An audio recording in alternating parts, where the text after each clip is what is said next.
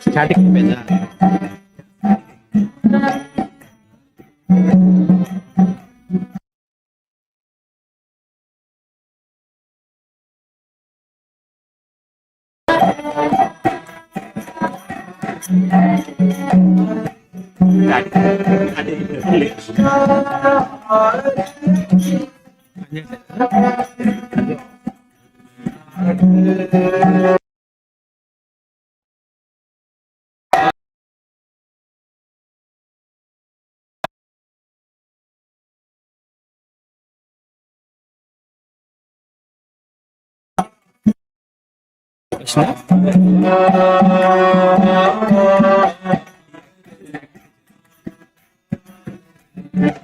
Sitting okay?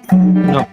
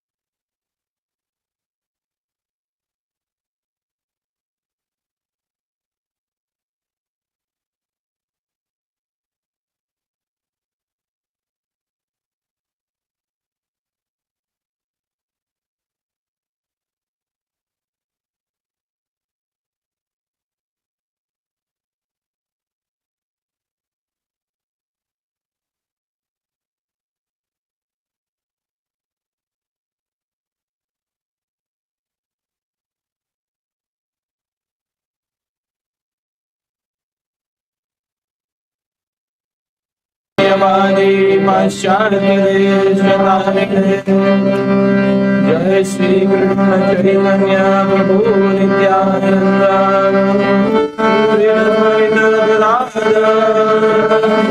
श्रीवासादि गौर भक्त वृंद प्रभुपाद की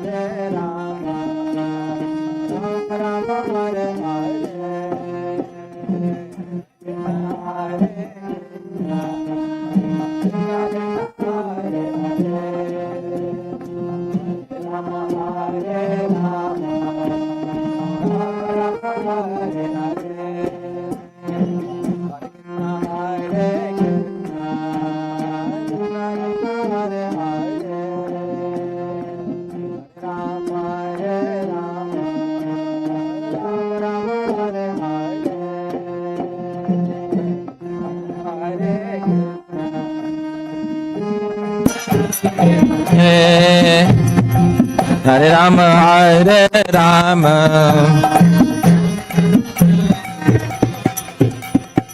Hare Krishna, Hare Krishna, Krishna Krishna, Hare Hare, Hare Rama, Hare Rama, Rama Rama, Hare Hare.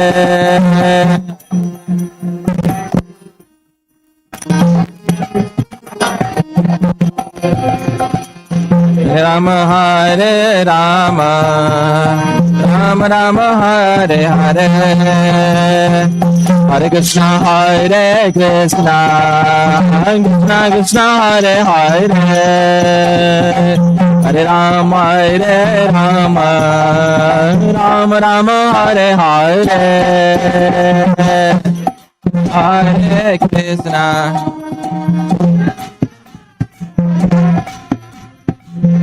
Rama, Hare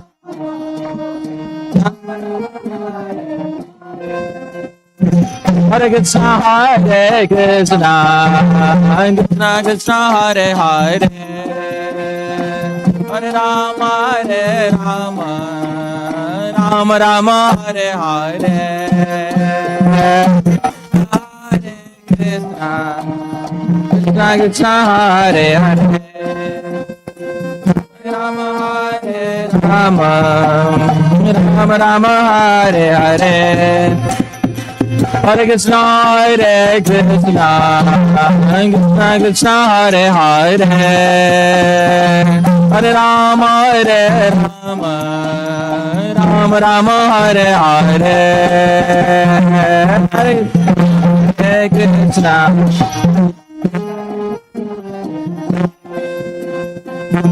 Rama, Hare Rama, Rama Rama, Hare Hare, Hare Krishna, Hare Krishna, Krishna Krishna, Hare Hare, Hare Rama, Hare Rama, Rama Rama, Hare Hare, Hare Krishna, Krishna Krishna, Hare Hare, Hare Rama, Hare Rama, Rama Rama, Hare Hare, Hare Krishna, Hare Krishna, Krishna Krishna, Hare Hare, Hare Rama, Hare Rama, Rama Rama, Hare Hare,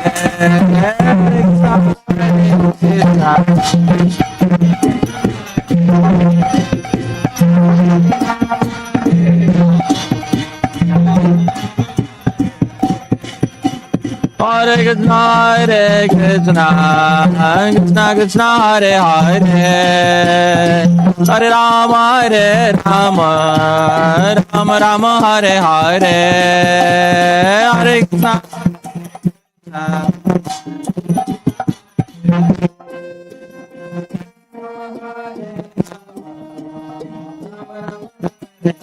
Hare Hare Krishna, Krishna Krishna, Hare Hare, Hare Ram, Ram Ram, Hare Hare, Hare Krishna, Krishna, Hare Ram, Ram. Hare Krishna, Krishna Krishna, Hare Hare, Hare Ram, Ram Ram, Hare Hare, Hare Krishna, Krishna. Hare Krishna, Krishna Krishna, Hare Hare, Hare Ram, Ram, Hare Hare.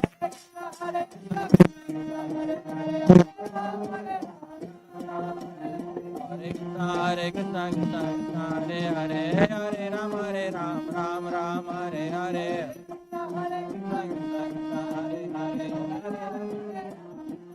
Hare Krishna, Hare Krishna, Hare Hare, Hare Rama, Rama Rama, Hare Hare.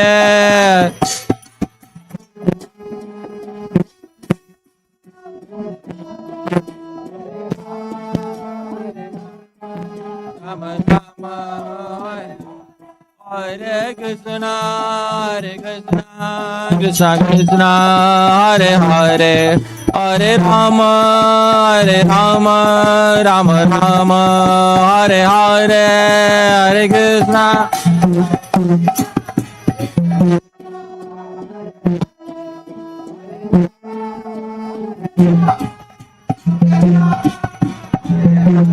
Jaya Gauranitai, Jaya Gauranitai, Jaya Gauranitai, Jaya Gauranitai.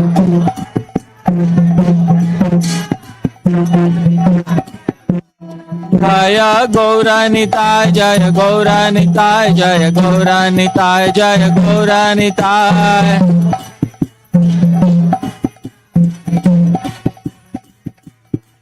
Jai Radhe Shyam, Jai Radhe Shyam, Jai Radhe Shyam, Jai Radhe Shyam.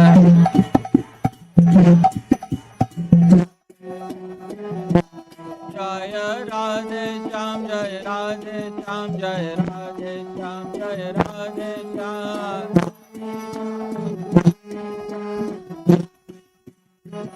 Jai Jai Prabhupada, Prabhupada, Jai Prabhupada.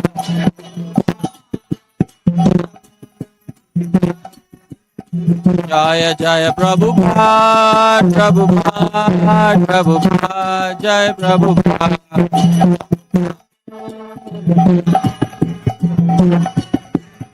Jaya Jaya Gurudev, Gurudev, Gurudev, Jai Gurudev.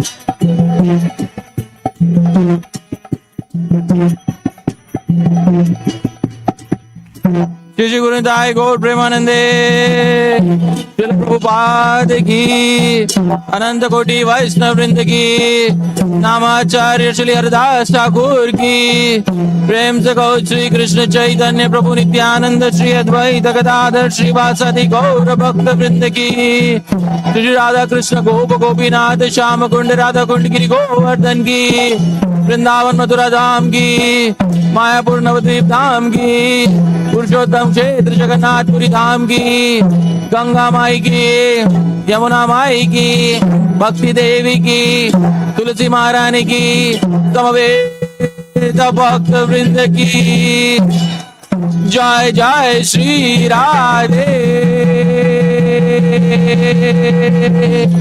जय जय श्री राधे जय जय Shri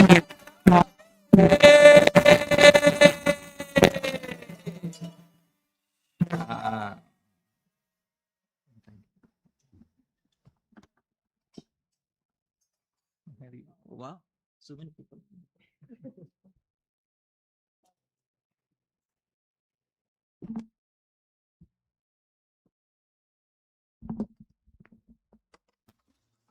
Last time it opened from this side was a cave.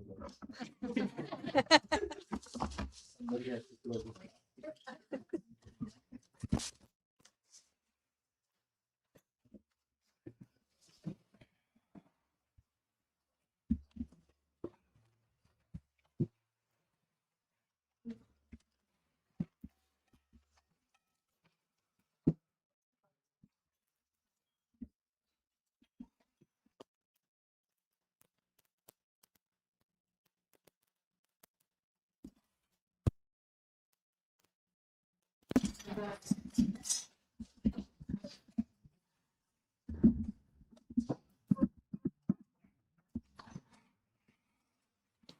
Hare Krishna.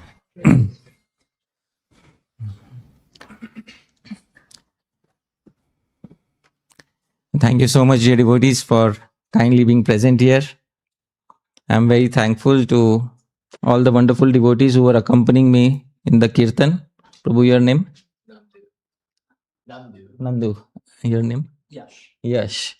And who was Prabhu, your name? Rohan. Rohan. Oh, wonderful. So, dear devotees, let's give a big round of applause for it.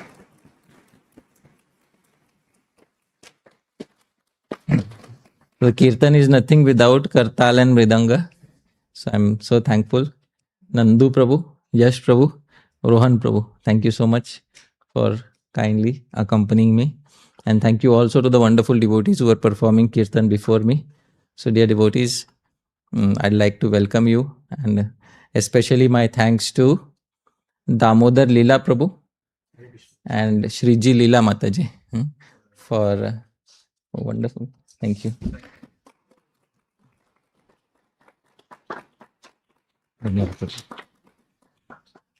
For organizing this wonderful program today.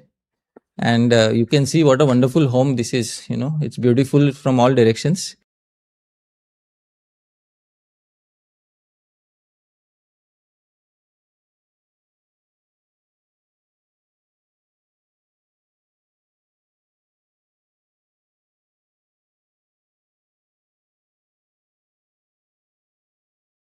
Mainly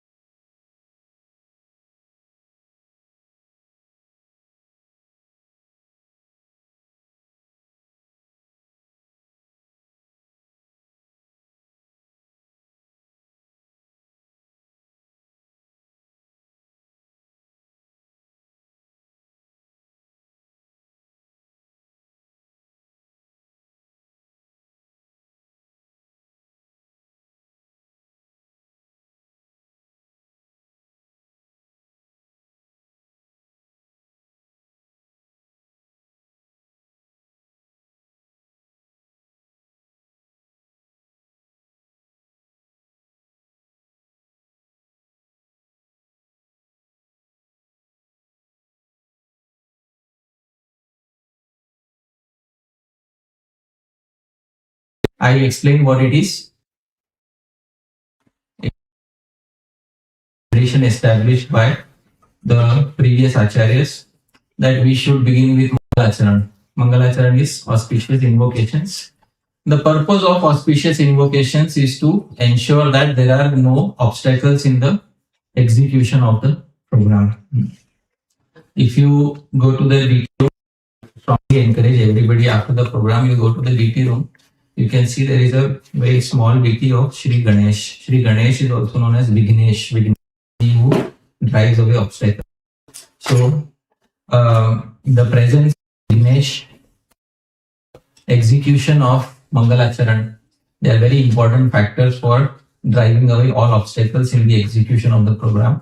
So, we'll begin with Mangalacharan auspicious invocations. most of us know these verses. You can kindly sing along with me. Om Jnana-Tinandasya Jnana-Shalakaya Chakshurmilitam Yena Tasmai Shri Gurave Namah. Shri Chaitanya Navishtam Snapitam Yena Bhutale Vayam Rupa Gadamayam Dadati Swapadandikam Vandeham Shri Guru Kamalam Shri Guru Vaishnavamsya Shri Rupam Sarijatam Dhaganatam Vitam Tam Sajivam Advaitam Savadutam Vaishnav Sahitam Krishna Chaitanya Devam Shri Radha Krishna Balavan Sagana Lalita Shri Vishakhampitamsha Namo Vishnu Padaya Krishna Preshaya Bhutale Shrimate Bhakti Vedanta Swami Nityanamine Namaste Saraswati Deve Gauravani Prajapate Nirvishesha Shunyavadi Pascha Avadanyaya Krishna Prema Pradayate Krishnaya Krishna Chaitanya Name Gaurapishe Namaha He Krishna Karuna Sindho Dina Bandho Dagatpate Gopesha Kanta Radha Kanta Namostude Tapta Kanchana Gaurangi Radhe Vrindavaneshwari Vrajavanu Sudai Devi Pranami Hari Priye Vanchakalparubhyascha Kripa Sindhubhya Evascha Padiyana Pavanebhyo Vaishnavebhyo Namo Namaha Jai Shri Krishna Chaitanya Prabhu Nityananda Shri Advaita Gadadhara Shri Vasavi Gaura Bhakta-vrinda Hare Krishna Krishna Krishna Hare Hare Hare Rama Rama Hare Hare Prabhupada ki jai, Koti Vaishnava Vrinda ki jai, Jai Gaur Premanande. I have always said that the audience is the most important part of any event. Today, all of you here are situated as the audience. Thank you so much for kindly being present here. And the event is successful simply by the presence of all of you. Right? Nothing else is, the speaker is not needed. Right? The event is successful independent of the presence of the speaker, simply because all of you are present here today. And I'll tell you why. Because even if the speaker doesn't come, perhaps somebody else will speak.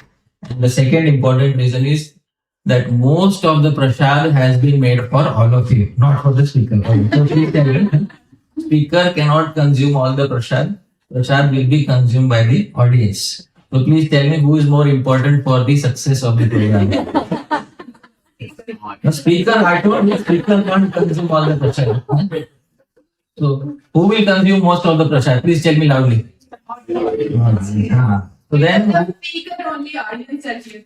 No. See, I will tell you why I am here. I was told that there is going to be nice prasadam. I said yes. All right, if there is nice prasadam, then I will come and speak something. So that's my motivation for coming here. But I am very happy. Thank you so much, dear devotees, for being present here. You are the main reason why the event is successful. I am very thankful to you. Of course, Sri Rupa Goswami says that we should always glorify a Vaishnava audience. It is the tradition said by the previous acharyas that we should glorify our audience. Here is a verse, dear devotees, that Sri Rupa Goswami composed especially for all of you. This particular verse is in the Dan Keli Kaumudi of Sri Rupa Goswami. The verse is in the meter Shikharini, same as Jagannath Ashtakam. I will try to sing. Please repeat after me. Gaviropyashrandanduradiga paro vidaram Gaviropyashrandanduradiga paro vidaram Aharyam maryadam dadada vihare raspadamabe.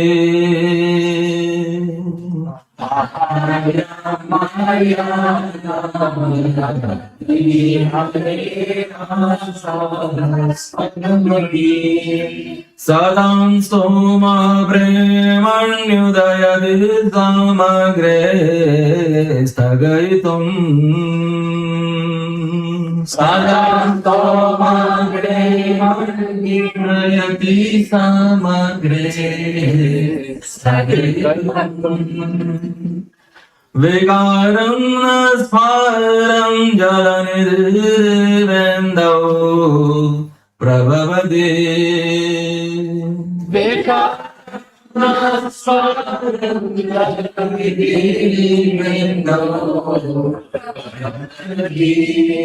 The meter is Shikharini.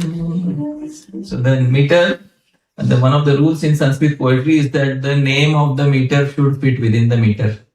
So the meter is Shikharini, wonderful meter. Sri Rupa Goswami is asking many questions and please answer in yes or no. Alright, dear devotees, he is asking all of us to think of a big ocean, right?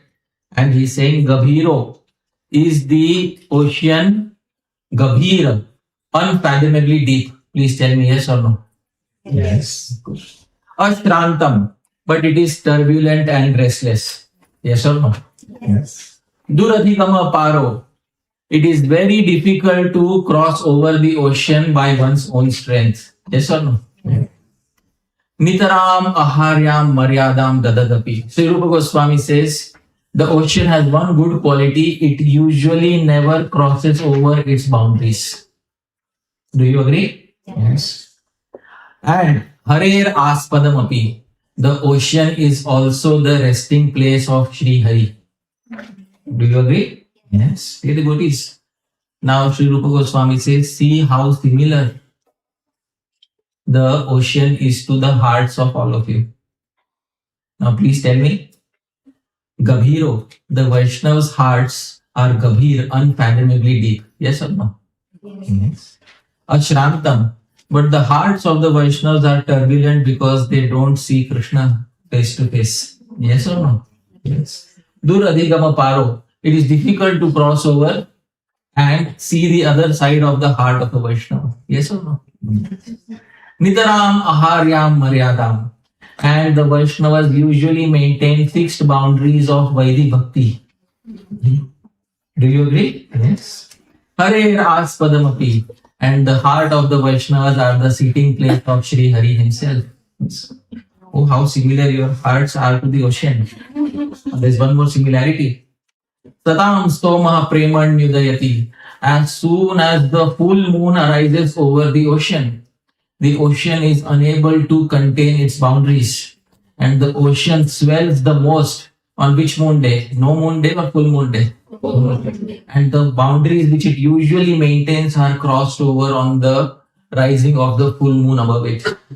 Similarly, dear devotees, when the full moon of Sri Krishna Chandra, his remembrance arises in the hearts of all of you are unable to maintain the boundaries of Vaidhi Bhakti and you cross over into the most spontaneous form of Bhakti and cry out in ecstasy.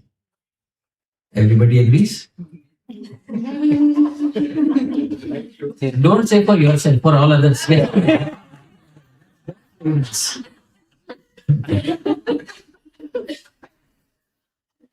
So dear devotees, all of you have been compared by Sri Rupa Goswami to this wonderful ocean, which has all these qualities which are also present in your heart. And the additional quality that when the full moon arises over the ocean forgets its boundaries. And when the full moon of Sri Krishna Chandra arises in the hearts of the devotees forget their boundaries and start displaying symptoms of ecstasy. Wonderful audience I have today. And the audience glorified by Sri Rupa Goswami himself. So I am very confident that I have like-minded association today. And today I am going to speak about a topic which is of relevance to each and every one of us, because each and every one of us has to deal with the four major goals of human life, And what are the four major goals of human life, if anybody can tell me? Dharma, Artha, Kam, Moksha. And Srila Prabhupada says something about these four goals of life. Prabhu, you have a, yes, Prabhu, you have a loud enough voice. Oh, you also have a mic. So please read what Srila Prabhupada says in Teachings of Lord Kapila, chapter 16. Generally, people want dharma, artha, kama, and moksha in that order. First of all, people want to become religious, dharma, in order to attain material opulence, artha. People want material opulence in order to gratify their senses, kam. And when they are frustrated in their attempt to gratify their senses, they want liberation, moksha. In this way, dharma, artha, kama, and moksha are going on. So these are the four goals of life which each and every one of us has to deal with as long as we are staying in this world. Dharma, Artha, Kam, and Moksha. Out of these four, the two middle ones are especially very important in material life. Artha and Kam. These are very important in material life. You cannot live your life for a single day without dealing with Artha and Kama. The very reason why human beings exist in the material world is because of the desire for Artha and Kama. But Dharma is also very important. We all are sitting here today because we have some dharmic tendencies within us. Dharma, religiosity, is one of our needs. And Srila Prabhupada says, after Dharma, a person also wants to have some artha. And what is the meaning of artha, dear devotees? Well, Somebody said prosperity. Who said prosperity? Prabhu is wisest here. Wonderful. This is a very good answer. Because most of us understand artha as wealth. But artha doesn't only mean wealth. Artha means all-round prosperity. Acharya Vatsyayan gives the definition of artha, and he says many things are included within artha. And I will specify what all things are included. Dear devotees, first is wealth. Besides wealth, he says there are grains, there are family members, there are animals, there are sufficient fruits to eat, a nice place to stay. All of these combined together form what is known as artha. And it reminds me of my childhood because in childhood, our family was not financially as good as it is today. So in terms of dhana, wealth, we were not as financially well-to-do as we are today. But in my childhood, every summer vacation, I used to go to my village. And in the village, there would be 10 or 12 cousins gathered together. And then there would be a very good time. It's in the summer vacation, I come from Maharashtra. And I'm proudly saying we have the best mangoes in the whole wide world.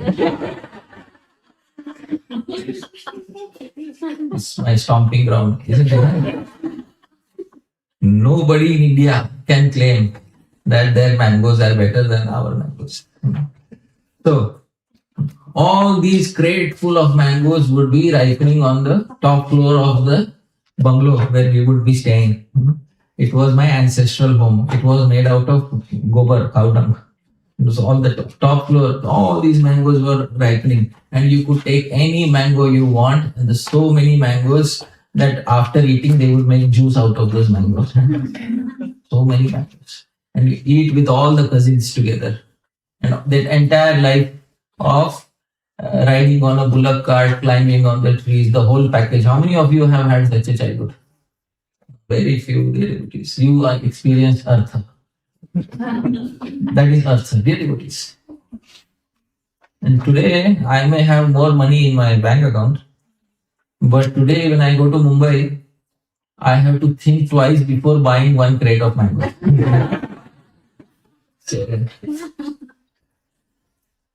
This is my present day situation. I'm being very honest with all of you. So, artha is all-round prosperity. First is dharma, second is artha. And many of you have experienced artha. In your childhood, you have experienced artha. And then there is kam. Kam, which is translated as lust, but the general meaning of kam is any inclination for satisfaction of the senses is called as kam. This is the general meaning of calm. And finally, we also want to get out of this world. That is moksha. But these are the 4 principles of life, and out of these 4, the first 3 are related to material life. Which are the first 3, dear devotees? Dharma, Artha. The first 3 are called as, please repeat after me, Trivarga. And all 4 together are called Chaturvarga. Alright, so Trivarga refers to the first 3, Chaturvarga refers to all 4. In the material world, what is more important, Trivarga or Chaturvarga? Trivarga. Trivarga is the foundation of the material world. Dharma, Artha and Kam. And these 3 are very important. Anybody who neglects Dharma, Artha and Kam is bound to suffer in the material world. Take it from me in writing. Anybody who neglects either Dharma or Artha or Kam is bound to suffer within this world. Now, I am not saying this. Acharya Chanakya in his Niti Sutra says, please repeat after me. Sukhasya Moolam Dharmaha. Sukhasya Moolam Dharmaha. The root of all happiness is what, dear devotees? Dharma. And why does he say that the root of all happiness is Dharma? Because Dharma committed in previous lives ends up as Artha in this life. Many of us were born in well-to-do families. Did we do something to be born in well-to-do families? Yes or no? An atheist will say no. But a theist will recognize that something was done in previous life so that we were born in good, well-to-do families. There is a reason why some people are born in very well-to-do families and some people are born in families that are not so well-to-do. Why? Because it is connected to one factor. Which factor, dear devotees? Dharma. The root of happiness is in Dharma. Because Dharma is what will not only give you wealth, but Dharma will also give you all the other factors of Artha. What are the other factors of Artha? Family, a nice home, grains, fruits. All of these things cannot be purchased by money. You can't purchase a family with money. For having a good family, you need something. What do you need, dear devotees? Dharma. So, Sukhasya Moolam Dharma. Acharya Chanakya could have said Sukhasya Moolam Artha. Sukhasya Moolam Dhanam. That the root of happiness is money. But he knows money is not exactly the root of happiness. In the first chapter of the Gita, one of the central arguments of Arjuna is, even if I win the war, what will I do without all these relatives besides me to enjoy the fruits of the war? What will I do? We are fighting with our own relatives. Katham Sukhinaha Syama Madhav. These are the exact words of Arjuna. How will we become happy with the blood-stained wealth of all these relatives that we are going to kill in this battlefield? So Arjuna also understands that Sukhasya Moolam Dharma, that the root of all happiness is in Dharma. And Arjuna's idea of Dharma is that we should not fight. Therefore, this is the same thing that Acharya Chanakya says. Sukhasya Moolam Dharma, the root of all happiness, the root of Artha, the root of wealth also, and all other prosperity is what, dear devotees? Dharma. Achha. Now, in this life, if you want to increase Dharma, you will need something. And what will you need, dear devotees? Acharya Chanakya says, Arthamoolau hi dharma kama viti. Now in this life, if you want to perform dharma, and really very nicely, you will need artha. You will need wealth and all other forms of prosperity. Because a wealthy and prosperous person, the amount of dharma they can perform cannot be easily performed by a person who is poor. So, dharma from previous life leads to artha in this life, and artha in this life gives impetus to dharma in this life. I hope you are able to understand. And in this way, it becomes like a cycle which pulls you upwards. And adharma committed in this life leads to poverty and lack of artha in next life. Poverty and lack of artha in next life leads to further negative activities in next life, which in turn further degrades us in every subsequent life. So artha mulau hi dharma and kama. Even kam, you cannot have any material pleasure unless you have artha. You have all these prosperities with you. This is very important for all of us to understand. And therefore Acharya Chanakya gives a very important instruction. This is the main instruction. Please repeat after me. Parasparasya anupaghatakam. Parasparasya anupaghatakam. The goals of life should not cause harm to each other. Which means that, dear devotees, one should not use dharma to harm artha or kam. There are many individuals who on the strength of dharma end up causing harm to artha and kam. Later in life they regret. If only I could have had more artha and more kam, I would be happier today. But by that time, everything is lost. There are some people who harm dharma because they want to earn artha and kam.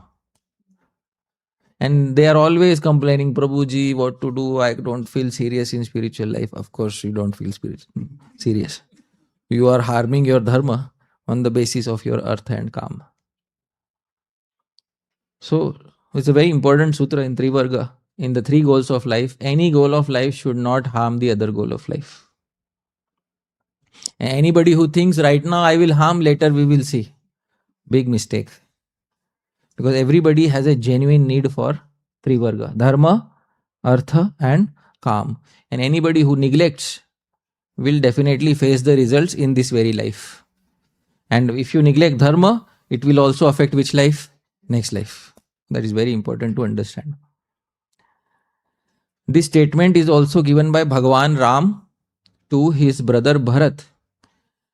When Bhagavan Ram is exiled in the forest and Bharat is not there when he is exiled, Bharat comes back later and comes to know that my brother has been exiled in the forest. By that time it's too late. Maharaj Dashrath has passed away. So Bharat takes a vow, I will go to the forest and bring back my brother Shri Ram. And he goes to the forest with all the assembly members and the citizens of Ayodhya. And when Bhagavan Ram sees Bharat, Bharat's face is completely in dejection because Bharat has seen his father pass away. Sri Ram has not yet seen, doesn't know yet that Dashrath has passed away.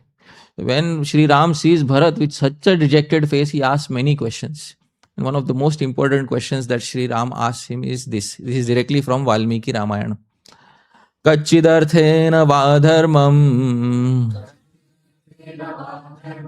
artham dharmena va punah ubhau va priti lobhena kamena na vibadhase. Kachid, is it so happening? Arthena va dharmam. Are you suppressing your dharma by your artha, by your prosperity? Or artham dharmena? Or are you suppressing your artha by your desire for dharma? Or ubhauva? Are you suppressing both dharma and artha by your kam because you became the king? After I left, who became the king? Bharat, you became the king.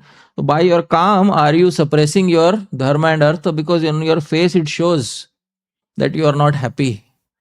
You must have a severe imbalance of dharma, artha and kam, and for this reason you don't appear happy today. Here is the translation, Prabhu. Kindly read the translation. Yes, Prabhu. Bharat, do you suppress your dharma through your art? Or do you suppress your artha through your dharma? Or do you suppress both of them through your desires for kam? So this is a very important instruction in Valmiki Ramayana. Why are you unhappy, Bharat? Have you suppressed one goal of life through another goal of life? Perhaps that is why you are unhappy. So Shri Ram also, who is known as Maryada Purushottam, who is shown as the ideal person to follow. In Shastra it is said, Ramadivat Vartitavyam.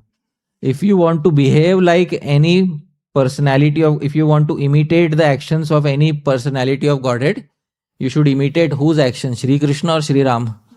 Shri Ram. Achha. Till that time the society is good. As long as you are directly imitating whose actions? Shri Ram. Don't imitate Shri Krishna. So that is Society will go topsy-turvy. So, this personality is the ideal personality to emulate. And he's asking a question. And please think of yourself as if he's asking this question to you. Because the Valmiki Ramayana is supposed to show us a mirror and it is supposed to ask us some fundamental question. It is asking you this question. Now you can answer yourself. Are you unhappy because you suppressed one goal of life on the strength of another goal of life? Now, let's see the 4 goals of life in detail now, dear devotees. And we will see the nature of these goals of life. First and foremost, which is the first goal of life, dear devotees? Dharma. How do we define dharma? Can anybody tell me what is dharma? Huh? Nature. Okay, wonderful. Duty. Okay, wonderful. Following the Shastra. Wow. Prabhu he's the wisest here. The wonderful definition of dharma is given by the Yamadutas. Of all the people in the world, in the Srimad Bhagavatam, there is a conversation between the Vishnudutas and the Yamadutas. The Yamadutas have come to take away a certain person. Whom have they come to take away? Ajamil. And the Vishnudutas are preventing them from taking Ajamil away. So the Vishnudutas ask them, why are you taking him away? And the Yamadutas say, because he has committed adharma. So the Vishnudutas ask, what is dharma? So the Yamadutas reply, this is dharma. Dear devotees, please repeat after me. Veda pranihito dharmo yadharmastad viparyayah. Veda pranihito dharmo. That which is prescribed in Vedas and Shastras is what is called as dharma. And adharmas tad viparyayah. And anything opposite to that is called as what? Adharma. This is the very simple definition of dharma. So what is dharma? That which is given in the Vedas and Shastras. Vedas, Itihas, Puran, that is dharma. Because we cannot make up our own definitions of dharma. Definitions of dharma have to be eternal. I say this especially when there is an Indian congregation, because in the recent few decades, many new definitions of dharma have come up. Often when I am speaking in India, I ask the audience, have you read Bhagavad Gita? And they want to say no, but they can't say no. So they say yes, we have read Bhagavad Gita. And what is Bhagavad Gita? So the one line answer is, karm karo aur phal ki chinta mat karo. Do your work and don't worry about the result. If that is Bhagavad Gita, Krishna could have finished it in one verse only. He just say, Arjun, do your duty, don't worry about the result. Iti Srimad Bhagavad Gita, that's all. So you don't need 700 verses for that. But, dear devotees, this Bhagavad Gita was spoken in 700 verses. Bhagavan spoke what is dharma to Arjun. And this Veda, this Shastra is what gives dharma. Otherwise, we'll come up with new definitions of dharma. And nowadays it has reduced to work is worship. That is what it has come to.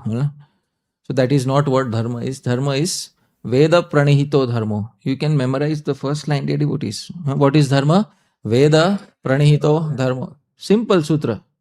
Veda pranihito dharmo. That which is given by the Vedas, prescribed by the Vedas, is known as dharma. And anything opposite to that is known as adharma. Wonderful. So, now dear devotees, please tell me, is this dharma transactional in nature or not?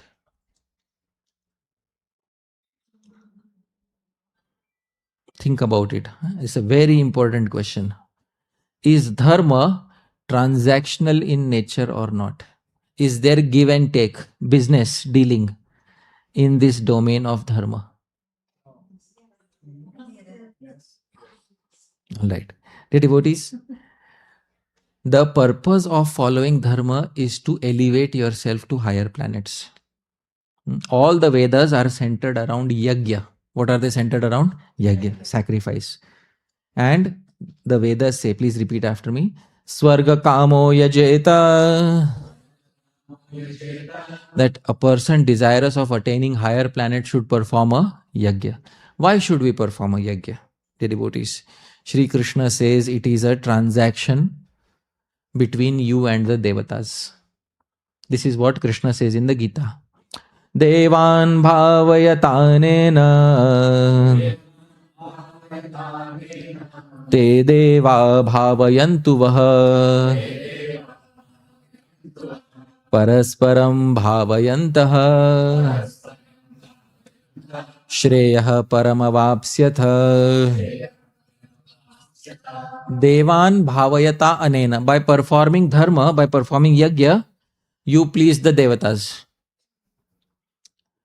When you offer swaha, when you offer in the fire sacrifice, there is a devata who is expecting on behalf of the gods. Who is the devata? Agni. Agni is the purohit. From your side, there is a purohit sitting. You know who is a purohit? The Brahmin who offers on your behalf. Purohit, puro, he comes ahead of you, and hita, he benefits you. Therefore, he is known as what? Purohit. So there is a Brahmin who is sitting ahead of you in order to benefit you. He is known as Purohit.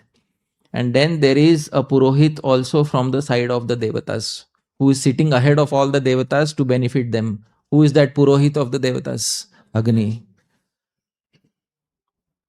So, in the very first hymn of Rig Veda, the first hymn of Rig Veda, Agni Mile Purohitam, I worship Agni, who is Purohit. Who is the Purohit on the side of the Devatas? Because you are putting Swaha, somebody is converting it into a form which the Devatas can enjoy. Who is doing that, dear devotees? Agni. Devan bhavayata anena. By this you satisfy the Devatas. In return, te deva bhavayantu vaha. Those Devatas will also satisfy you. And what will be the symptoms of satisfaction? You will have 6 seasons in proper sequence. You will have all the seasonal fruits without deviation.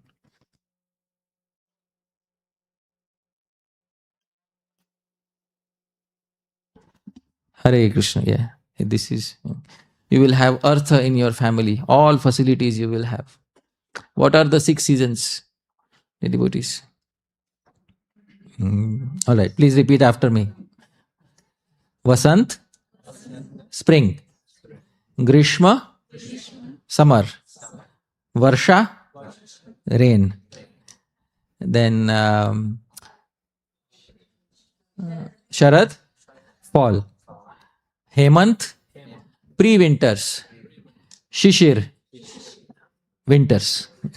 In winters, there are 2 shades. All right. Winters where the snow doesn't fall. Winters where the snow falls. So dear devotees, how many seasons are there total? 6 seasons. So there will be 6 seasons in sequence.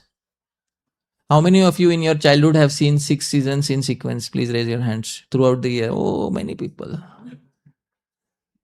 And how many of you have seen 6 seasons out of sequence here, dear devotee? Please raise your hand. So, Devan bhavayata anena te deva bhavayantu vaha. In return, the devatas will give you prosperity. Parasparam bhavayanta. In this way, mutually benefiting each other. Shreyah param avapsya. You will attain the highest benefit in life. This is Krishna's statement. Please read Krishna's words, Prabhu. Prabhupada's translation. The demigods, being pleased by sacrifices, will also please you, and thus, by cooperation between men and demigods, prosperity will reign for all. Acha bolo. Dharma is non-transactional or transactional? Fully transactional. It's fully transactional. Somebody say, I don't want to satisfy the devatas. All right, no problem. And devatas will say, we will not satisfy you. Okay. So, this is the first aspect, first goal of human life, fully transactional in nature. Please try to understand this. So, dharma is transactional. Now, please tell me, dear devotees, truly look within the core of your hearts and tell me, do you want transactional benefit or do you want non-transactional benefit? What do you want? Do you want conditional benefit or unconditional benefit? Unconditional. Yeah. Somebody should benefit me without me having to do anything further. This is what we are all looking for. Is it possible in the domain of dharma? No. Chalo, we will flip the page. We will go to the next one. Dear devotees, artha is the very currency of transaction. All right. Main meaning of artha is dhana, wealth. And wealth is the very currency of all transactions. It cannot be non-transactional in nature. Of course, it is transactional. There is a very important verse in the Srimad Bhagavatam, and this verse is, I will point out the elegance of this verse. This verse is being spoken by Shukracharya. Now, Shukracharya is the guru of whom? The Asuras. And Bali Maharaj is about to offer everything to whom? Vamandev. And there is one person who is stopping him, and that one person is Shukracharya. And this statement is of Shukracharya because Bali Maharaj wants to donate 100% of his artha. And Shukracharya wants him to wait. Before you take this step, wait. Don't be so non-transactional and give away everything. This is the verse. Dharmaya yashasirthaya kamaya svajanaya cha panchadha vibhajan vittam iha mutra cha modate. Shukracharya says stop. Panchadha vibhajan. You should divide your wealth into how many parts? 5. What are the 5 parts? Shukracharya, this is Niti. And dear devotees, there is no Niti like Shukra Niti. Shukra Niti is perhaps the best Niti in the universe. Alright, and I'll tell you the amazing fact about this. In the Bhagavad Gita, Krishna says, Kavi Nam Ushana Kavi. Amongst all learned people, I am Ushana. And who is Ushana? Shukracharya. So the person who is asking is also Krishna. And the person who is stopping is also Shri Krishna. This is the beauty of the situation. Now you can take sides with whichever manifestation of Krishna you want to take. That's the beauty of the Shastra. You can agree either with Vamandev or you can agree with Shukracharya. Now what are the 5 parts? First he says Dharmaya. 1/5 should be for Dharma. Spend 1/5 for what? Dharma. So you give 1/5 to this child, this Brahmin.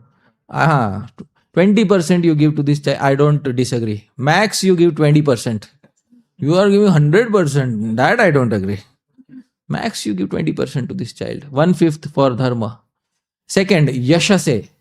1/5 should be for the propagation of your glories. Tomorrow people should remember there was one king named Bali. Isn't it?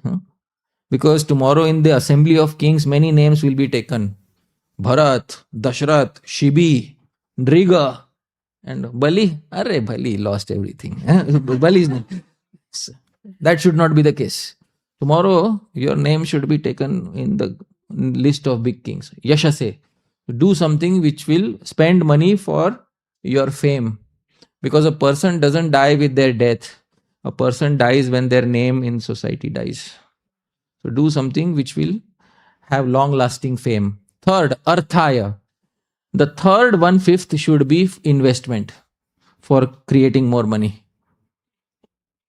Fourth, Kamaya. The fourth 1/5 should be for your own sense gratification. And fifth, Swajanayacha. And the final 1/5 should be for your relatives. Panchada Vibhajan. If you divide in 5 ways, Iha in this world, Amutra in the next world, Modate, you will be happy. And if you give away everything, maybe next world you will be happy, this world you will suffer. So, bolo, what do you want? So, dear devotees, how many of you agree with Shukracharya? Raise your hands. Be honest. Dear devotees. Very nice. Shukraniti. Rest of you are Bali Maharaj. I say, if we take a test today, 100% will agree with Shukracharya. This is Shukraniti. This is Acharya Shukra. He's Ushana Kavi. Kavi Naam Ushana Kavi in the Gita. Bhagavan says, my vibhuti, my opulence is Shukracharya. There is no niti like Shukra niti. Here is the translation. Prabhu, please read. Therefore, one who is in full knowledge should divide his accumulated wealth in 5 parts: for religion, for reputation, for opulence, for sense gratification, and for the maintenance of his family members. Such a person is happy in this world and in the next. So now please tell me, is artha transactional or non-transactional? Transactional. Fully transactional. It's the currency of transaction. You have to give it to others in order to become happy in this world. Otherwise, you cannot become happy. So, dear devotees, this is artha. But do we want conditional benefit or unconditional benefit? So, our hopes are not yet being met. Chalo, let's go to the next one.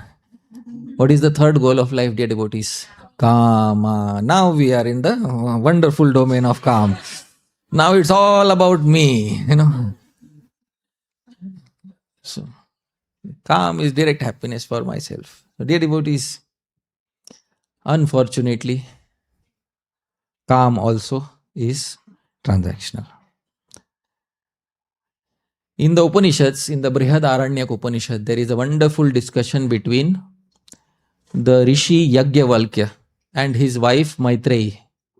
And Maitreyi and Yagyavalkya are having a discussion about the nature of Kama. And there's a wonderful sentence that Yagyavalkya speaks to Maitreyi. Please repeat after me. Navare patyuhu kamaya patihi priyo bhavati atmanastu kamaya patihi priyo bhavati. Now, are. We know are. Are is like you call somebody who's dear to you. Are. Are, yes, Prabhu. I like this. Huh? Are. You can't translate are. Are, Maitreyi, you are very dear to me. So I tell you. Are. Nava patyuhu kamaya pati priyo bhavati. As a wife, I tell you, the husband is not loved for the sake of husband.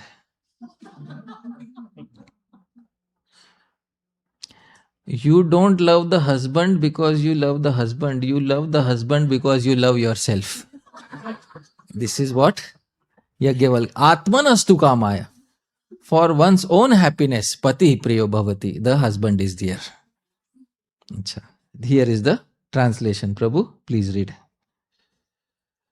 Maitreyi, it is not for the sake of the husband's pleasure that he is loved, but it is for the pleasure of the self that he is loved by the wife. Yes.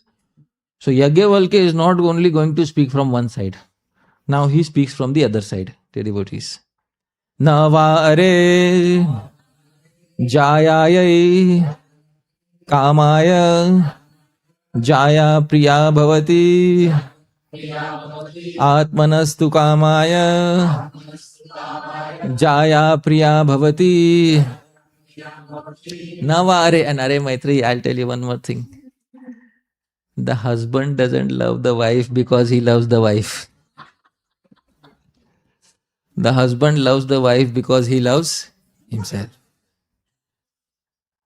Why, dear devotees? Because he knows if the wife is unhappy, who will be unhappy? Is it? It's a fact. I'm looking in this day. All right. See. And there is one group sitting here also. All right. So ignoring this middle, I am asking both these groups. If the wife is unhappy, can you be happy?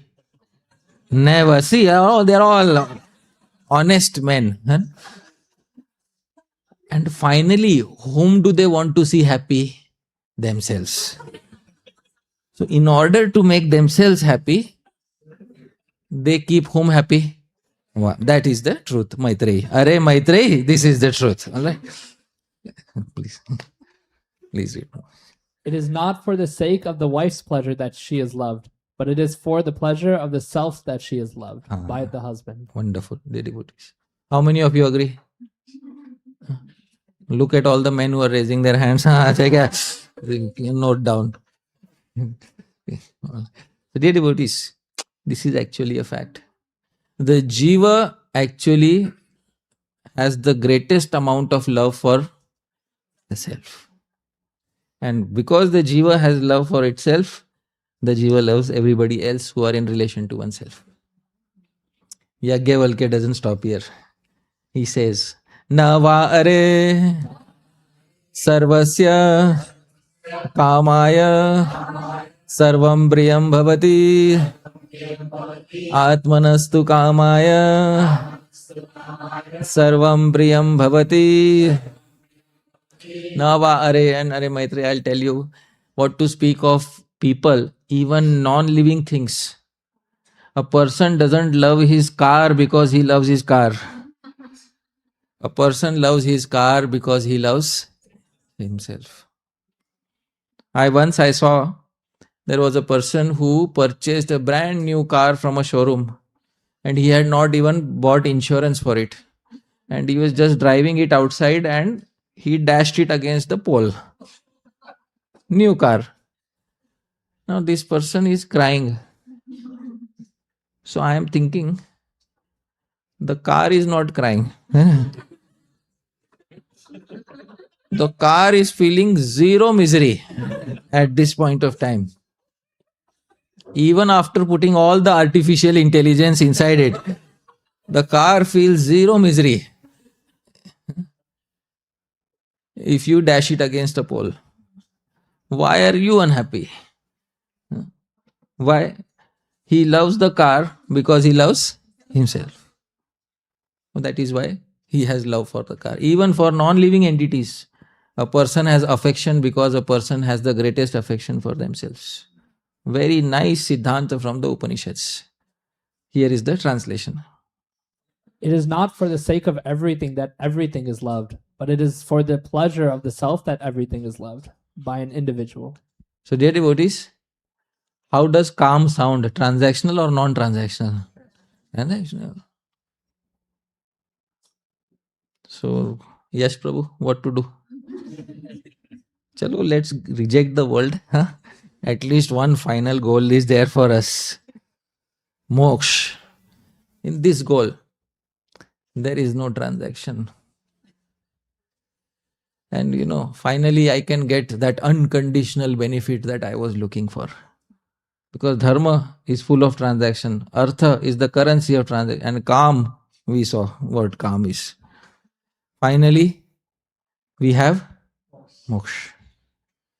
Unfortunately, dear devotees, this fourth goal of life also is transactional in nature. And who says? Says Bhagavan himself. Sarva dharman parityajya mamekam sharanam vraja aham tvam sarva papebhyo mokshayishyami ma shucha. Most of us have seen this verse. We will just directly go to the translation. Abandon all varieties of religion and just surrender unto me. I shall deliver you from all sinful reactions. Do not fear. And if I don't abandon all varieties of religion, then no? Huh? If I don't surrender unto you, Krishna, then aham tvam na mokshayishyami. I am not taking your headache. Acha, so I should first pay you the currency of surrender. Then after that you will consider my case, whether I should be delivered or not. Dear devotees, this is transactional or non-transactional? Thoda loudly, Bhagavan has to hear. Yeah, he's right there in the next room. He has to hear, Moksha is transactional or non-transactional? Transactional. So dharma is non-transactional, is transactional, artha is transactional, calm is fully transactional, and moksha also is transactional. So all varieties of goals of life are fully transactional in nature. Dear devotees, this was the class. Thank you very much. Hare Krishna. All right? All of you are happy? No? You're not. This was the class. That's it, huh? Huh? Or disturb. I achieved my purpose. Yeah. Many times people say wherever Hari Parshad Das goes, people get more disturbed. That's my reputation. It precedes me. So I achieved my goal. Huh? It's very important to get disturbed, actually. There's a reason why it's important to get disturbed is because unless we are taken out of our comfort bubble, progress is never made. That's a fact of life. In Vedanta, there are 5 aspects of learning. Vishayo samshayaschaiva, purva pakshas tathottaram, nirnayascheti panchangam, shastre dhikaranam smritam. Vishayo, the Guru first tells, this is the topic we are going to learn today. Alright, first, the Guru will tell in Vedanta, today we are going to learn about Atma. Atma is the soul. Samshayaschaiva, then the Guru plants the doubt. Please tell me, is Atma ever created? Alright. So it is the function of a person who is sitting on the seat to plant a doubt. And it is doubt which unsettles us. But it is only after being unsettled that finally when we are settled, oh, it all makes sense. Now I understood. All that unsettlement was very good for me. So the reason why we get unsettled is because of samshay. And what is the translation of samshay, dear devotees? Doubt. And doubt is the second and perhaps the most important part of growing in Vedic culture. Unless one has healthy doubts and a person who can resolve the doubts. So just with doubts you can't progress. There should be some resolution of doubts.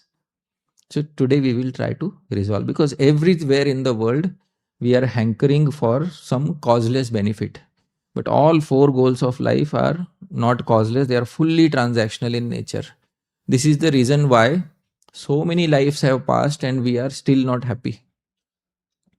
Many are having dhana, wealth, but don't have artha. Many are having artha but don't have kam. Many are having kam but don't have dharma. And it is all fully transactional.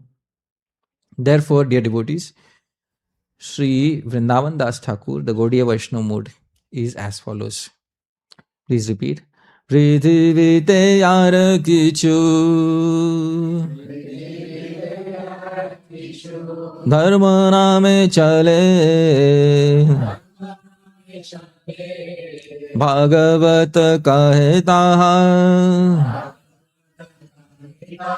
Paripurna chale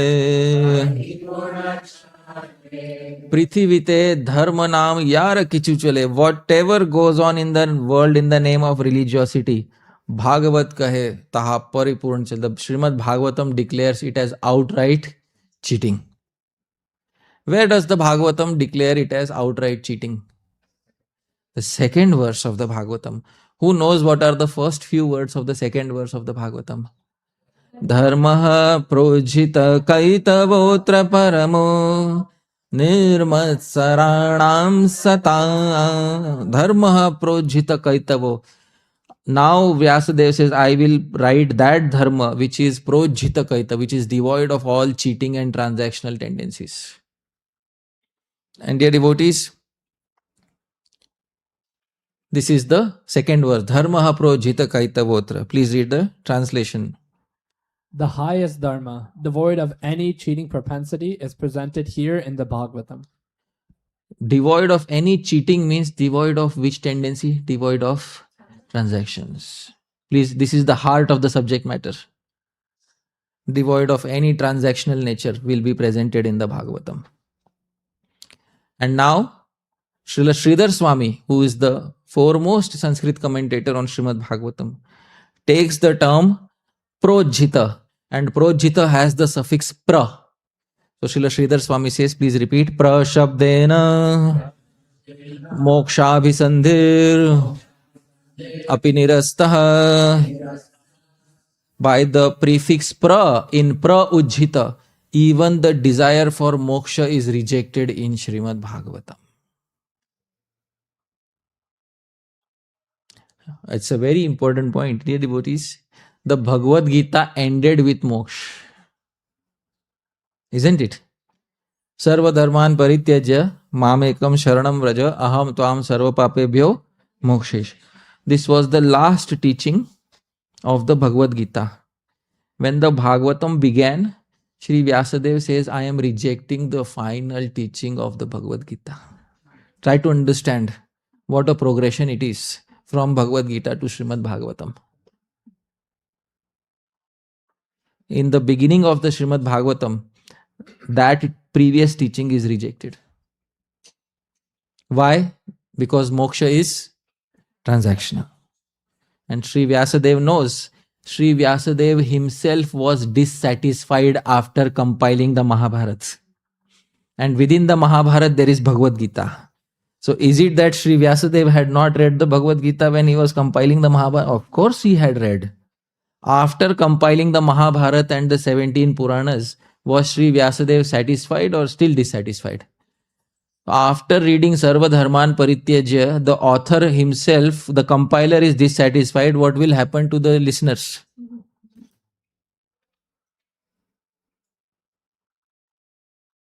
So in the very first verse of the Bhagavatam, you have to undo a previous learning. I hope you are able to understand. This is how progress is made. Progress is made by undoing previous learnings. The previous learning was not incorrect. But in order to attain a higher stage of realization, the previous learning has to be rejected. I hope you are able to understand, right? So it's a very important thing to know. Now, dear devotees, how many of us want unconditional benefit? Please raise your hands. Acha, theek hai. Now you have to make a sacrifice for this. Are you ready to make the sacrifice? Huh? I will tell you how it is unconditional. If you want to make it unconditional, first make it unconditional from your side. Alright? Drop the conditions from whose side? From your side. Alright? So, dear devotees, please repeat after me. Huh? Are you willing to take a small vow after me? Okay? Huh? Bhagwan is listening. So please speak after me. Dear Bhagwan, I do not want dharma, artha, kama, and moksha. I do not want to go back to Godhead. नहीं नहीं नहीं नहीं नहीं नहीं हाँ, ऐसा नहीं हो सकता नहीं नहीं ये नहीं हो सकता. This can't be. You can't ask us to sacrifice this goal. This is why we came here, isn't it, dear devotees? This is the reason why we are here. We want to go to that promised land of Golok Vrinda. My eternal pass to Disneyland is, you don't want to take that away from me.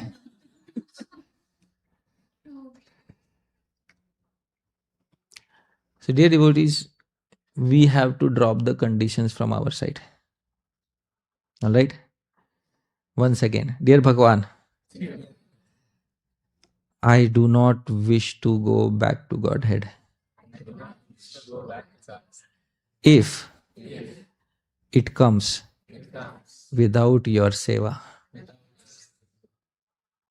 The devotee is very important point.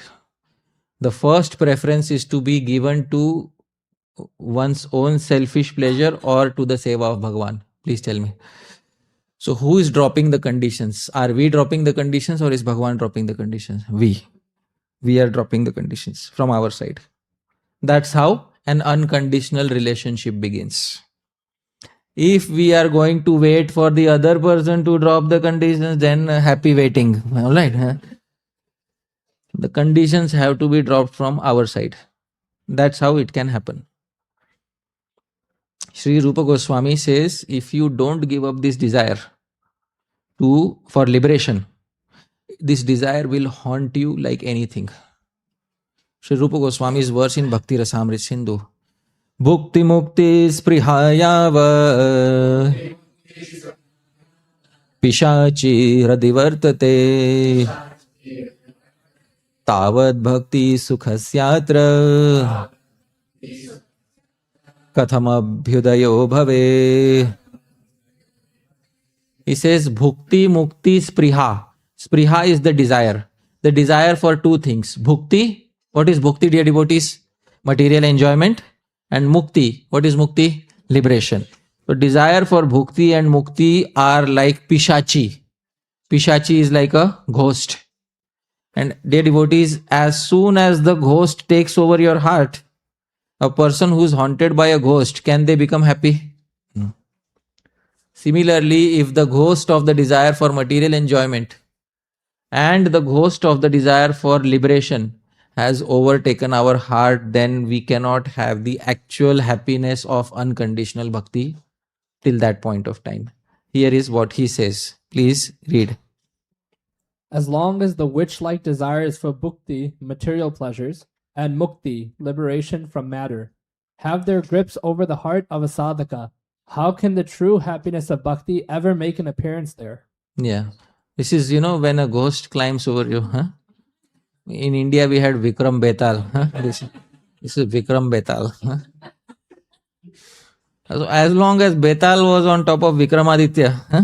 Vikram was under heavy anxiety.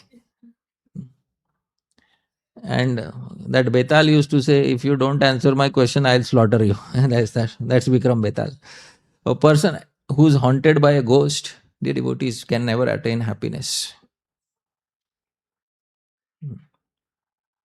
Therefore, the best thing to do is to give up these two desires, bhukti ichha and mukti. Now, when I said when we took the vow, we were getting rid of which ichha? Bhukti or mukti? Mukti. The desire for liberation.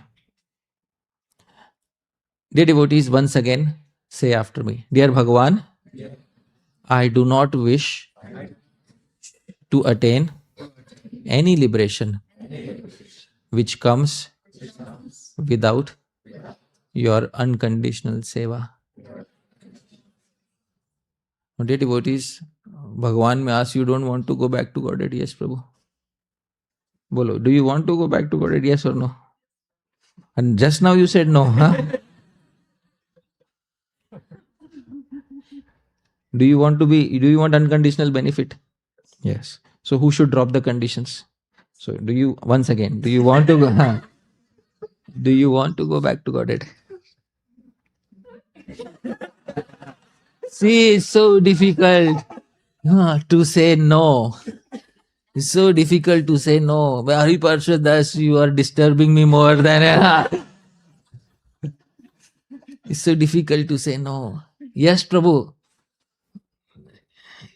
Buckle up and with courage say the golden words. Do you want to go back to Godhead? No. Oh, yeah. Wonderful. Acha. Tomorrow morning when you wake up, when you put your hand in the bead bag, why am I chanting? Yesterday I said in the program, I don't want to go back to Godhead. Why am I chanting today? Why did I put my hand in the bead bag today? So that time when this existential crisis hits you, that if I don't want to go back to Godhead, why am I performing my bhakti? Then the actual motivation will descend. The reason why I am performing my bhakti is so that Krishna will be pleased. That's it. I hope you are able to understand. So waking up at 3:30 is for going back to Godhead or should be for Bhagavan's pleasure? Chanting your rounds should be for going back to Godhead or for Bhagavan's pleasure? Bhagavan's pleasure. So when the motivation shifts, this paradigm shift is very important for the devotee to progress in their spiritual life. This is what I was speaking about. You become unconditional in your approach. And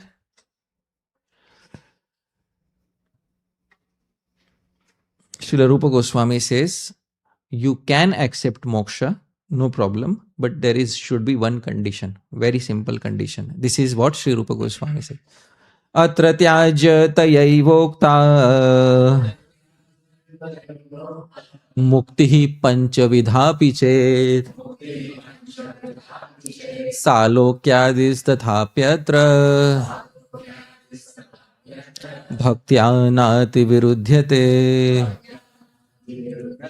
Rupa Goswami says, Atra tyajya tayaivokta. I have asked you to give up. What have I asked you to give up? Mukti.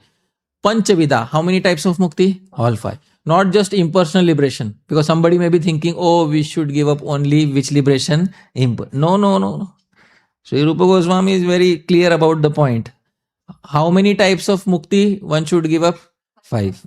The desire for these 5 should be given up. Still, Salokyadis, 4 out of these 5. Which 4? All except for 1, the impersonal one. The remaining 4, Tathapi atra bhaktya na ati virudhyate. See the attitude of Rupa Goswami. The remaining 4 are still not very antagonistic to bhakti. Look at the attitude, dear devotees. The remaining 4 are still not very antithetical to bhakti. What is the meaning? It means that if they assist my bhakti, then I may consider accepting one of these 4. This is the attitude of Srila Rupa Goswami in Bhakti Rasamrita Sindhu. Although all 5 types of liberation are spoken as being worthy of rejection in this text, Bhakti Rasamrita Sindhu, still the 4 types of liberation, viz. Salokya, etc., are not very unfavorable towards bhakti. So this is the attitude that a devotee carries. We will see when liberation comes, liberation is not my headache. Alright, my headache is that who should be happy? Bhagavan should be happy. That Guru should be happy. That is my headache. If you don't go back to Godhead, no problem. I hope you are able to understand. Relieve your heart of the burden. Put that big burden aside. Oh, if I don't chant my 16 rounds, I will not be able to go back to Godhead. If I don't wake up at 3:30 in the morning, I will not be able to go back. So this not be able to go back to Godhead is such a fear. Like a pishachi, like a ghost, it has taken over your heart. That's what Sri Rupa Goswami was saying, isn't it? And it is causing you to forcibly wake up at 5:30 out of 3:30. I spoke my time. Sorry. It's forcing you to wake up at 3:30 in the morning, out of fear. Forcing you to chant 16 rounds out of fear. Should fear be the motivation for bhajan, or should prema be the motivation for bhajan? Prema should be. That's how a healthy relationship works. That's the very fundamental of a basic relationship. It should not be based on fear. And any relationship which is based on fear is not worth having. It's a very simple thing that I am saying. Any relationship based on fear is not sustainable and not worth having. Now, all of this you spoke from Sri Rupa Goswami, all right, but we believe in Srila Prabhupada, so Srila Prabhupada should confirm what all this. The devotees, I understand. Usually when one acharya says something, we should take it as confirmation. But I know that there are devotees who want a second confirmation from Srila Prabhupada. So here, dear devotees, is what Srila Prabhupada says in a talk on Chaitanya Charitamrita. Please read. A devotee, he does not aspire after going back to home, back to Godhead. No, any place, it doesn't matter. He wants to simply glorify the Supreme Lord. That is his business. It is not the business of the bhakta that he is chanting and dancing and executing devotional service for going to Vaikuntha or Goloka Vrindavan. That is Krishna's desire. If he likes, he will take me. Yeah. Now this is Gaudiya Vaishnava attitude. I hope you are able to. This is classic Gaudiya Vaishnava attitude. That is Bhagavan's headache. Taking me back to Godhead is whose headache? Bhagavan's headache. Executing bhakti out of prema is whose headache? My headache. Achha. Now tomorrow, yes Prabhu, you are sleeping at night. Suddenly you notice there is a person in the room. and it is not a ghost, so you are not scared. You see there is Sri Krishna standing next to you, and you wake up and you pay your pranams, and Sri Krishna says, I am very happy. Yes, Prabhu. Yes, no? What do you want from me? Bolo? Oh no, what do you mean theoretic? No. What do you actually want from me? What should be your reply? Arey nahi, that is for my happiness. What do you want for yourself? Bolo? Our happiness internally. The ideal answer. So I'm telling you now because in future it may happen with you. So I'm preparing you for that. The ideal answer is, Bhagavan, I don't want anything for myself. All I want is your prema. Because your prema is for whose happiness? Your happiness. I want your prema. So Bhagavan, but ask something for yourself. So what should you ask for yourself? Nothing. Only prema. Alright? At this point of time, Bhagavan is taken off balance. Because he has said in the Bhagavad Gita, Ye yatha mam prapadyante tams tathaiva bhajamyam. The mood with which people surrender to me, I reciprocate accordingly. So he has said, if you give me something, I will pay you back in the exact same currency. Now, for the first time, not for the first time, but he's meeting a person who is saying, I don't want anything for myself. And the only thing I want is what will make you happy. So here is where Bhagavan also is defeated at this point of time. Bhagavan's own word in the Bhagavad Gita is defeated by the attitude of the devotee. This is how the devotee conquers Bhagavan. You may call yourself Das, all of you Das, Dasi. Please understand, in the spiritual world, who is the actual Das? Think about it. Think about it. You people take the name Das and Dasi and you go to spiritual world, isn't it? Yes, Prabhu? After initiation, you will get some name Das, and we pray in this life you end up going back to Godhead. Now I ask you a question. Think of yourself in Golok Vrindavan. Alright. If you have any desire and you express it to Krishna, will Krishna say no? See, he is already confident. Krishna will not say no to him. See, even though he has not yet gone back to Godhead, even he has the confidence. Why will Bhagavan can't say no to me in the spiritual world. So who is the actual Das in the spiritual world? Think about this, dear devotees. Shastra also says, Nityo Nityanam Chetanas Chetananam Eko Bahunam Yo Vidadhati Kaman. That one personality fulfills the desire of all other small living entities. So tell me in reality, who is the Das in the spiritual world? Sri Krishna. He also says, Aham Bhakta Paradhina. I am actually a servant of my devotees. So the best thing to say to him is, I don't want anything for myself. What I want is your prema. Because your prema is for whose happiness? Your happiness. The sooner we can come to this in a natural and organic manner, not in a forced manner, the better it is for us. Srila Bhakti Siddhanta Saraswati Thakur Prabhupada used to say in Bengali. Any Bengali speaker here? Achha. Gadha pitaiya ghoda karite parena. Hindi में बोलता हूं, then I'll speak in English. गधे को पीट के घोड़ा नहीं बनाया जा सकता. हाँ, ठीक है. English I will say, you can't beat a donkey to make him a horse. Alright, so that's the rough translation of that. Okay. तो गधा पिटाइया घोड़ा करते पारे ना, गधा पीट के घोड़ा नहीं बना सकते. You can't beat yourself into this realization. Understand this thing, because it's a very lofty realization. You can't beat yourself into it. It has to come over a period of time naturally after you understand the reality of dharma, artha, kam and moksha in this world. And only when a living entity naturally transcends the desire for dharma, artha, kama and moksha do they become eligible to even understand the real message of Srimad Bhagavatam, where all goals of life are rejected as being kaitav, including which goal of life is rejected in the Bhagavatam? Moksha. Srila Sridhar Swami said this thing. So the Bhagavatam begins where the Gita ends. And dear devotees, this is the most important thing to understand. That the best relationship is where you live for Bhagavan's pleasure and Bhagavan lives for your pleasure. That is the best relationship to have. And such a relationship will not be found with anybody in this material world. So don't try to seek any such relationship in the material world. I am already telling you, you will be heavily disappointed. Such a relationship can only be had with Bhagavan. Why, dear devotees? I'll tell you what is the reason why we can't have any such relationship in this world.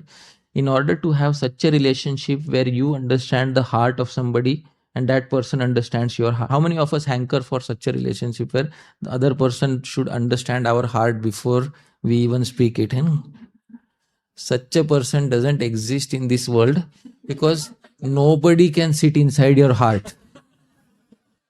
Except for one person who sits within your heart. Alright, who sits within your heart?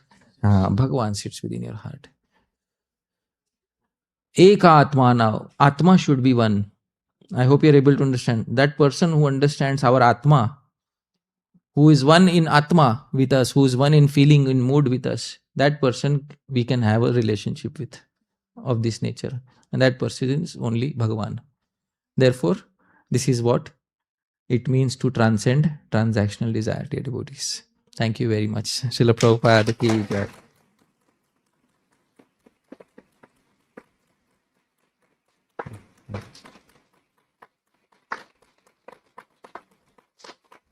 Thank you once again, Damodar Leela Prabhu, Sriji Leela Mataji, wonderful family. And thank you so much for kindly opening the doors of your home, inviting all of us and allowing me to speak something from Shastra and the previous Acharyas. Very grateful to you, Prabhuji and Mataji. Wonderful family you have. And all of us, dear devotees, should pray for all-round auspiciousness of this wonderful family who has organized this event. We'll chant one Mahamantra so that not only the dharma, artha, kama and moksha of this particular family should be taken care of nicely by Bhagavan, but also the fifth goal, which is prema, should also be bestowed upon them by Bhagavan. So let's chant the Mahamantra for this wonderful family. Hare Krishna, Krishna Krishna, Hare Hare, Hare Ram, Hare Ram. Thank you very much. Hari Bol. So, Prabhu, should we pause here or do we have some time for question and answers? What do you suggest? We can do? Okay. Because I don't want... Balaram Prabhu, late hoga ya kya hoga? Nahi? Kar sakte hain? Theek hai. So, if anybody has a query, now is the time. Or a criticism, I didn't like this. Why did you speak this? It disturbed me or something. Anything. Yes. Yeah. Thank you so much, Prabhu, for coming back to Naperville. But we're very upset that you didn't bring your family this time. Yeah, I am also upset without family, but in Shastra it says that Ardham hi manusham, that the man is half without his wife. So this is half of me. Half of me is back in Mumbai. So I am at half potential right now. But what to do? I am still, better to have a blind uncle than no uncle. That is the situation. Yes. But please, yeah. I just want to appreciate so much. I hear from you online. And one thing that I find is, in the Shastra, we have all these very high ideals. And you have this gift to make these high ideals broken down into steps for us. And so then I can see that there's a place for me too. Even in my step, there's, it gives me hope and it gives me confidence and it gives me, within the confines of Dharma, a place that I can move forward. So I'm very grateful for how you make spirituality so very approachable and I find that I'm accepted No, in, yeah. in so thank you for that. I'm very grateful, and this Trivarga, Dharma, Artha, and Kam should be taken seriously by all the devotees also. The reason being, I have always said we call ourselves Vedic society. And the question is, what is Vedic about our society? This question arises, what is Vedic about our society? There is no question of a Vedic society without the Vedas. Everybody agrees? Yes. And there is no question of having the Vedas without having Dharma, Artha, and Kam. So without having Dharma, Artha, and Kam, you cannot have a Vedic society. There is a difference between Vedic and Vedantic. Vedant is the final goal. What is the final goal? Moksha. If everybody in the society is focused on moksha, is our society a Vedic society or Vedantic society? Vedantic. But do we want to make our society a Vedic society or a Vedantic society? What do we want? Vedic. Vedic will be when we give proper honor to Dharma, Artha, and Kam. So, with that regard, we should be absolutely grounded. These are the genuine needs of every human being on this planet: Dharma, Artha, and Kam, so that we don't become hypocrites and try to have Artha and Kam when nobody is looking around. So that's not how Artha and Kam should be had. And very clear, the Shastra is very clear about this. But at the same time, Dharma, Artha, and Kam is very good framework. It's a very sweet framework. It can keep you perpetually inside it. Such a sweet framework it is. But do we have that burning fire of having something non-transactional? So this is the beauty of Vedic culture. It keeps you in the sweetness of Dharma, Artha, and Kam, and then it also pushes you. Get out of this. I hope you're able to understand. So you can, it's a dynamic tension between these two. And then depending on the motivation of the individual, they either select Dharma, Artha, and Kam, or they try to transcend the Trivarga. So finally, Vedic culture leaves it up to the individual. As Shri Krishna said to Arjun, Yatha ichchasi tatha kuru. I told you everything. Now, if you want to go beg in the forest, you can do that. I don't have an issue with that. Yatha ichchasi tatha kuru. That's what Vedic culture, that's the beauty of it. It will show you both paradigms and the beauty of both paradigms. And then, depending on the intensity of your motivation, you will anyways end up doing that. Nigraha kim karishyati. What will force achieve? So, this is what we should all know. But I'm very thankful. You wanted to ask something? So there's this verse in the Srimad Bhagavatam, akama, sarvakama, Moksha mokshakama. kama, udaradhi. So whatever, if you have all desires, if you don't have desires, and you said it in your words, you said, our growth should be organic and natural. So for example, when somebody that I love is ill or going to go through some medical procedure, I'm praying to Krishna. So my question that arises is, this prayer about, I don't want anything, I just want prema, does not really ring true for me. It's one, and therefore you should be true. Truth is the most important leg of religiosity standing in this age. If you break that leg, you are not even living up to the leg of religiosity which is most prominent in this age. Many people think that only one leg of religion is standing in this age. This is incorrect. All four legs are standing at 25% capacity. I hope you are able to understand. Those who don't believe me, so we think, can a bull stand on one leg?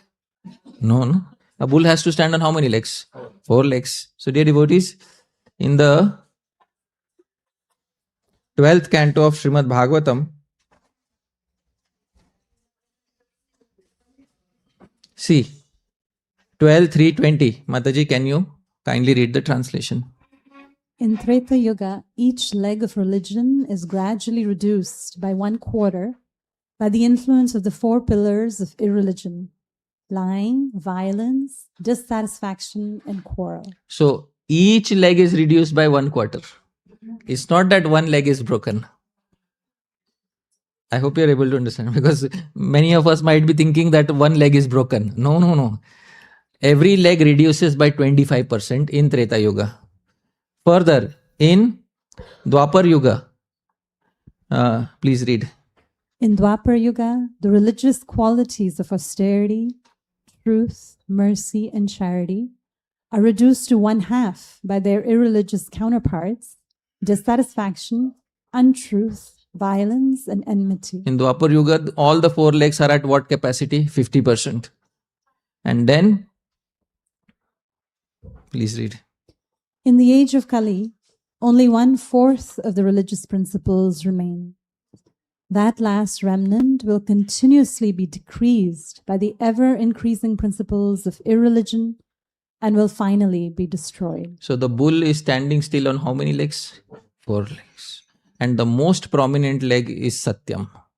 And Kali Yuga is attacking this leg the most. So at this point of time, it is our duty to speak Satyam.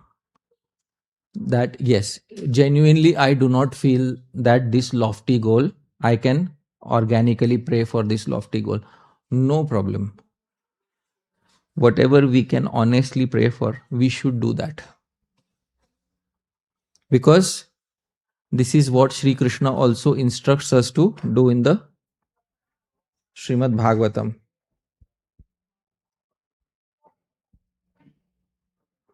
Please repeat after me, dear devotees. Sve sve dhikare ya nishtha sagunah parikirtitah. I'm giving the reference. You can note down, and these are references we should study. 11.20.26 Srimad Bhagavatam. And the first sentence is important. Mataji, please read the first sentence. It is firmly declared that the steady adherence of transcendentalists to their respective spiritual positions constitutes real piety, and that sin occurs when a transcendentalist neglects his prescribed duty. Yes. So every transcendentalist, including yourself, they are well situated when they stick to their natural position. And that a mistake occurs when you neglect your natural position.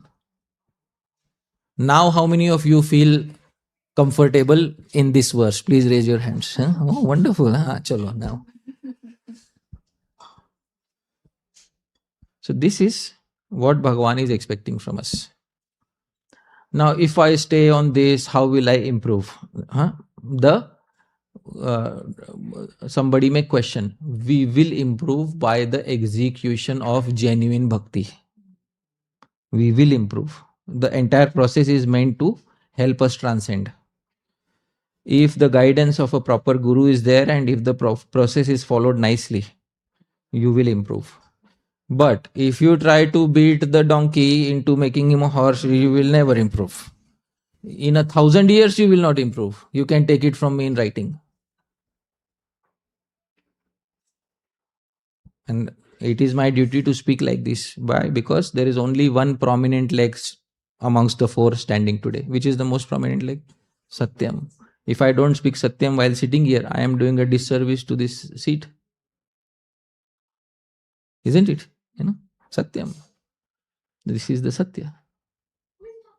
That you be situated in your natural position.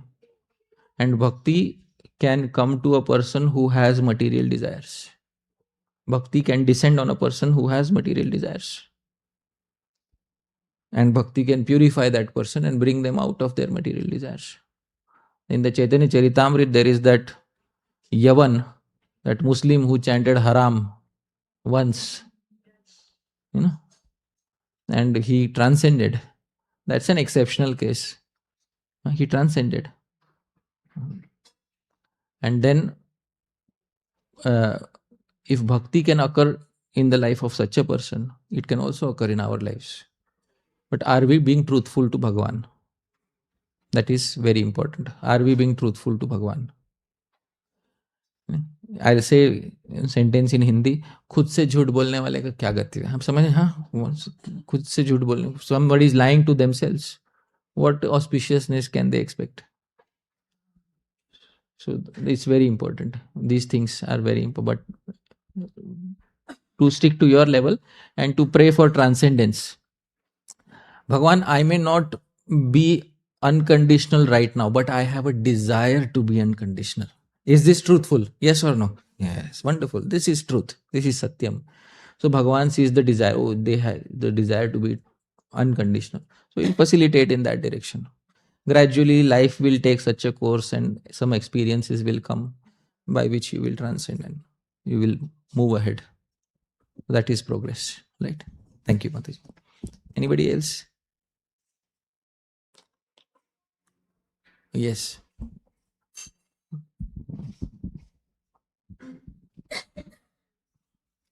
Hare Krishna, Prabhu. Thank you for such a wonderful. Prabhu, the verse you mentioned, 1.1.2, when Sukadeva Goswami is saying that all the cheating religions are eliminated from Bhagavatam. But in Bhagavatam, I see there's some kind of worships that is mentioned. Yeah. Like prayers to demigods are mentioned, like sun god, Shiva, Brahma. Yeah. So I'm a little confused sometimes when I. Wonderful. Wonderful. In the Srimad Bhagavatam itself, there is so much you will see that points to cheating religion. And in the very beginning, the author has made a bold declaration that all cheating religion is rejected. Let's see some examples of what Prabhu, because I have to further elaborate your question. You have a wonderful question, and there is a. Yeah, see here.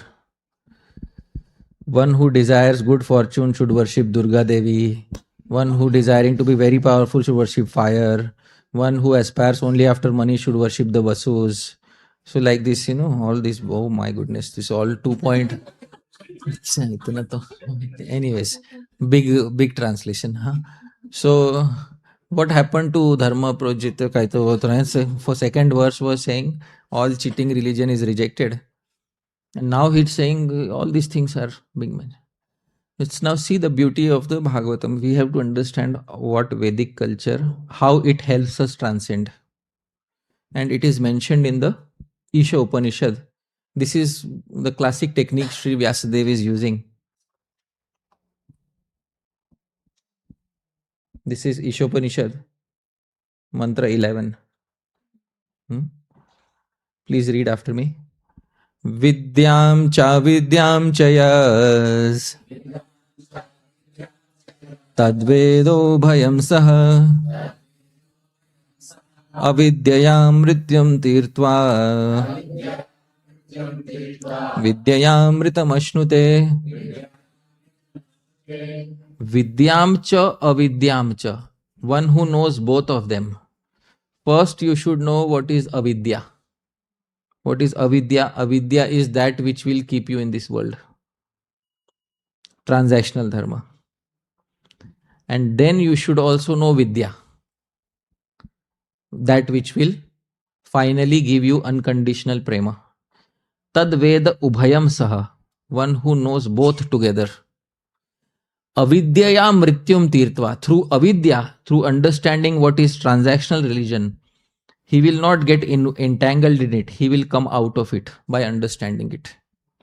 Vidyaya, finally by prema, amritam ashnute, he will taste immortality. So you need to understand what is not knowledge in order to appreciate what is knowledge. I hope this makes sense. In the Srimad Bhagavatam, if you would give only vidya, and no trace of avidya, people would not be able to appreciate what is the importance of avidya. Avidya is very important, as important in getting liberated as vidya. And this is right there in the Isha Upanishad. Those who don't understand avidya, these people will not be able to transcend. Those who want to run away from avidya, these people will not be able to transcend.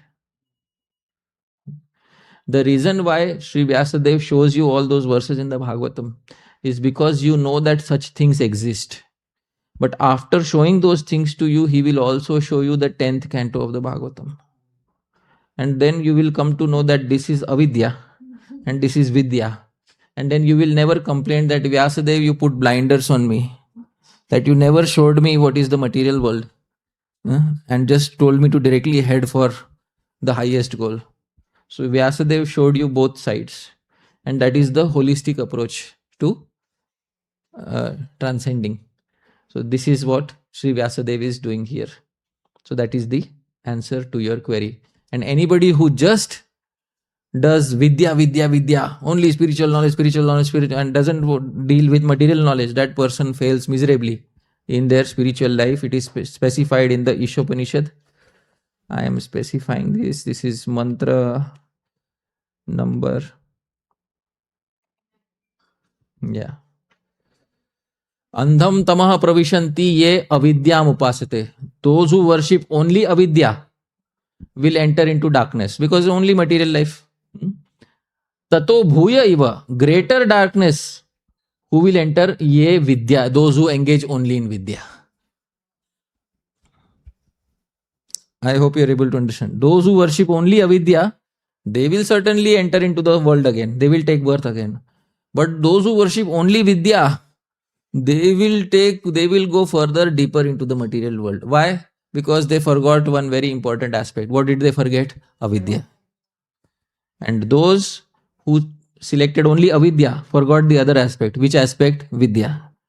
But vidyam cha avidyam cha yes, which I showed previously, that 11th mantra, that one who knows both together, vidya and avidya, that knowledge which will keep you in the world, that knowledge which will help you transcend. One who knows both of them parallelly can use knowledge of the world to transcend the world, and then can use transcendental knowledge of prema to achieve his final goal.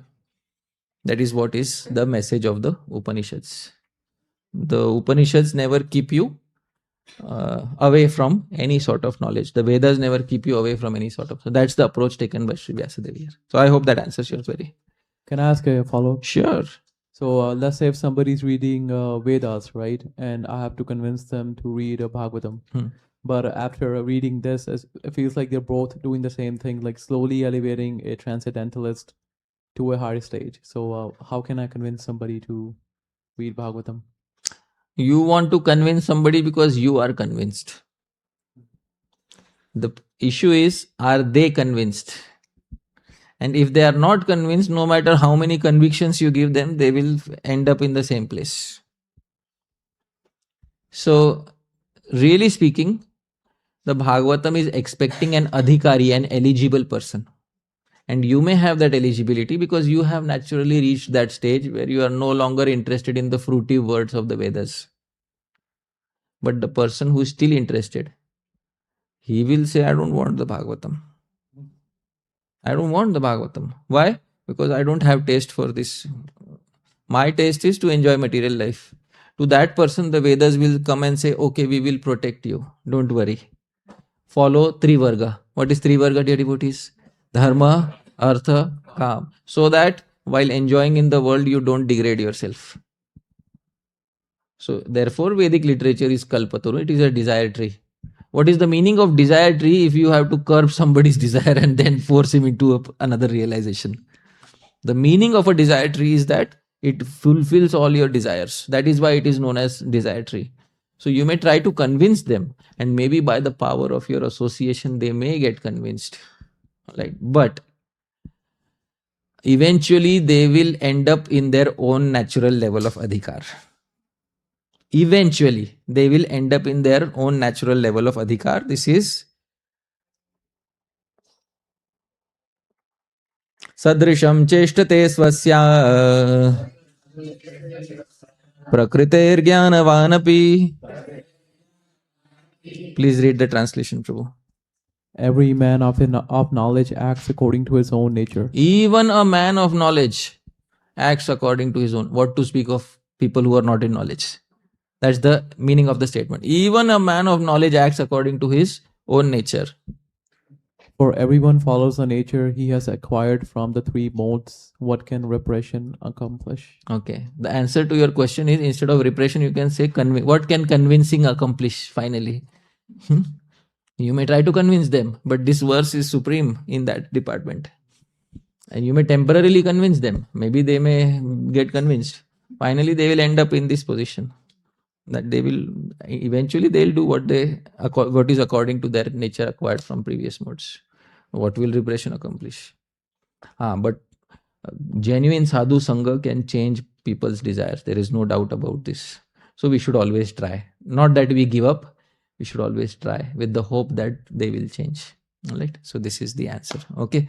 I think it's 8:55. Balram Prabhu, we should pause here. Thank you. All right. Thank you very much, dear devotees. Srila Prabhupada ki Hare Krishna.